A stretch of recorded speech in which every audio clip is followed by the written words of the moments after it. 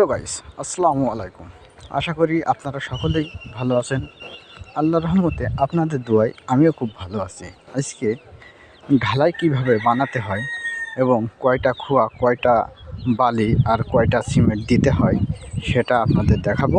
আপনারা খেয়াল করে দেখবেন। এই ঢালাইটা বানানো হয়েছে কিন্তু সিঁড়ি করার জন্য, সিঁড়ি ঢালাই দেওয়ার জন্য বানানো হয়েছে।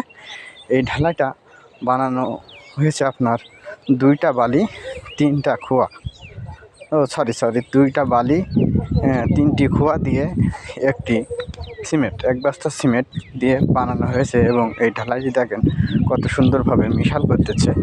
এই মিশানোটাই সবচেয়ে বড়। এটা কিন্তু খুব গুরুত্বপূর্ণ একটা কাজ। এই ঢালাইটা মেশাতে হবে খুব ভালোভাবে, না হলে কিন্তু হবে না। ঢালাইটা মেশানোর পরে আমরা সিঁড়িতে নিয়ে যাব এবং আমরা ঢালাইটা ভালো সুন্দর করে মিশিয়ে